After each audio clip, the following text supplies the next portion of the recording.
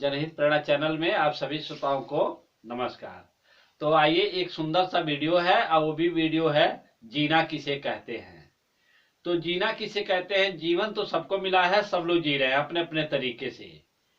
तो अपने अपने तरीके से सब लोग जी रहे हैं, लेकिन जीना किसे कहते हैं इसके बारे में मैं चर्चा कर रहा हूं।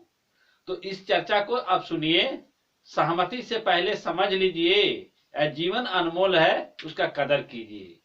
तो देखिए, सहमति से पहले समझ लीजिए, अगर किसी प्रकार का एग्रीमेंट करने जा रहे हैं, किसी प्रकार की कोई लिखा पढ़ी करने जा रहे हैं, चाहे कोई भी चीज स्वीकार करने जा रहे हैं, तो पहले समझ लीजिए सारी चीजें। जैसे हम एक चीज आपको बता रहा हूं कि एक छोटा सा बच्चा है।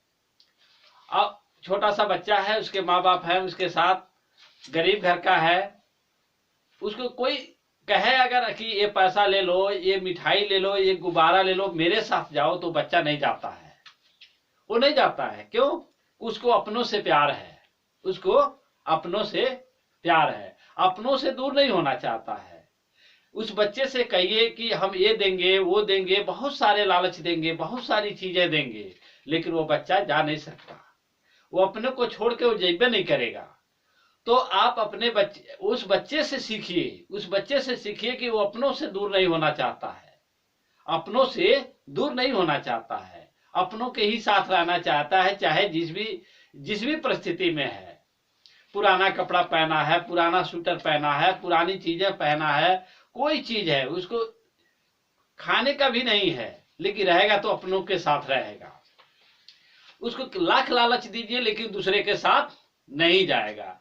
इसी तरह से धीरे धीरे करके जब बच्चा बड़ा हो जाता है और उसके अंदर धीरे धीरे लालच आने लगती है। वो लालच क्या है? जैसे देखिए, एक कहावत है, एक दोहा है, मक्खी बैठी शहद पे, पंख लिए नित डाल, और उड़ने की सांसा करे लालच बुरी बला है। तो देखिए, लालच ही है तो उसको ले जाके फंसाया, लालच ही ने जाके फंसाया। उस बच्चे से सीखिए, वो बच्चा उसको अंदर लालच है, लेकिन अपनों से है। जिसको नहीं जानता उससे नहीं है, लेकिन जब इंसान बड़ा हो जाता है और जिसको नहीं परिचय है, जिसको नहीं जानता है, और लालच में फंस जाता है। तो लालच कीजिए, अपनों से कीजिए, अपनों के साथ रहिए, अपनों से दूर न रहिए। तीन चीजें जरूरी है। पहला ज्ञान, दूसरा मार्गदर्शक, तीसरा आप। अगर सुनिए, आपके सामने बहुत सारी चीजें समझा दिया जाए और समझदार आप नहीं हैं और समझना नहीं चाहते हैं, तो ज्ञान क्या करेगा? अगर आप समझना ही नहीं चाहते हैं, समझने की कोशिश ही नहीं करते हैं, तो मार्गदर्शक क्या करेगा? तो सबसे बड़ी चीज है, आप समझना चाहते हैं। अगर आप समझना चाहते हैं और मार्गदर्शक सही नहीं है, तो फिर दिक्कत है। अगर मार्गदर्शक भी है, आप समझना भी चाहते हैं और ज्ञान नहीं है, तो फिर दिक्कत है उसमें। तो अच्छा ज्ञान भी होना चाहिए और सच्चा मार्गदर्शक भी होना चाहिए और समझदार आपको भी होना चाहिए। ये तीनों चीजें जरूरी हैं, तीनों चीजें जरूरी हैं। देखिए, किसी के भरोसे मत रहिए। भरोसा जरूर करिए, लेकिन भरोसे मत रहिए। भरोसा करिए, लेकिन भरोसे मत रहिए। क्यों? किसी चीज पे ज्यादा भरोसे रहना और उनसे बन न पटे, उनसे कुछ हो न पाए, सहयोग न हो पाए, तो क्या होगा आपका? आप कष्ट में झेलेंगे। तो दूसरे पर इतना ही आप आश्रित रहिए जितना होना चाहिए, जरूरत भर का, आवश्यकता से अधिक नहीं। तो जीना किसे कहते हैं? जीना उसे कहते हैं जिस जमीन से आप फसल निकाल रहे हैं, जिस जमीन से आप फसल निकाल रहे हैं, उस जमीन को आप पोषक तत्व देते रहें ताकि आपको फसल मिलता रहे। ये नहीं कि फसल निकालते जा रहे हैं, फसल निकालते जा रहे हैं, उसको पोषक तत्व नहीं दे रहे हैं, तो आने वाला समय में वो जमीन भी फसल देना बंद कर देगा।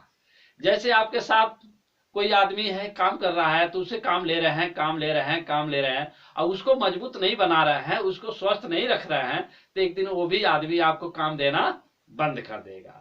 ठीक इसी प्रकार से आपका शरीर है, आप अपने शरीर से लाभ ले रहे हैं, अपने शरीर से लाभ ले रहे हैं, लेकिन अपने शरीर को ख्याल नहीं कर रहे हैं, अपने शरीर को ख्याल नहीं कर रहे हैं, अपने शरीर को स्वस्थ नहीं रख रहे हैं, अपने शरीर को ध्यान नहीं दे रहे हैं, तो एक दिन शरीर भी आपका साथ नहीं देगा। तो इन चीजों को ध्यान में रखना बहुत जरूरी है। क्यों? जो शरीर है स्वस्थ है, स्वस्थ शरीर ही आपका सबसे बड़ा धन है। स्वस्थ शरीर ही आपका सबसे बड़ा धन है। मैंने एक आदमी को देखा, वो आदमी बहुत मोटा था, बहुत मोटा, बहुत मोटा, गर्दन नहीं घुमा पाता था, लेकिन वो भी आदमी खुश था, इतना खुश था कि पूछिए मत। एक और आदमी को मैंने देखा, उसको ज्यादा तबीयत खराब था, तबीयत ठीक नहीं था, फिर भी वो आदमी के चेहरे पर मुस्कुराहट थी। क्यों? उनके अंदर समझदारी था। समझदारी कोई छोटी मोटी चीज नहीं है, लोग ध्यान नहीं देते हैं। जहां समझ की चीजें मिलती हैं, समझदारी की चीजें, ज्ञान की बातें होती हैं, जहां समझने की जगह होती है, वहां जाने से लोग थोड़ा समय नहीं देते हैं। तो वहां जहां समझ की चीज मिले उसको समय दीजिए, उसमें समय दीजिए और समझ को हासिल करिए। समझ की कोई दुकान नहीं होती है जहां से आप पैसा देके तुरंत समझ खरीद लेंगे। समझ क्या होती है? समझ एक अवसर होता है, समझ एक ध्यान देने की चीज होती है, स्वीकार करने की चीज होती है। अगर कोई चीजें आपके भले की हो रही है तो उसको स्वीकार नहीं करेंगे, अमल नहीं करेंगे, तो आपको लाभ कैसे मिलेगा? तो ठीक इसी प्रकार से जीना किसे कहते हैं? सहमति से पहले समझ लीजिए। और जीवन अनमोल है, उसका कदर कीजिए। अपने जीवन को सही तरीके से सही दिशा में लगाइए। देखिए, इच्छाओं की तो बारिश हो रही है, सुबह से लेकर शाम तक इच्छाओं की बारिश हो रही है। ना जाने कैसी कैसी इच्छाएं रोज प्रकट हो रही हैं, लेकिन सारी इच्छाओं के चक्कर में मत पड़े। उस इच्छाओं के चक्कर में पड़े जो इच्छाएं सही शिक्षा और सही दिशा में आपको ले जाए।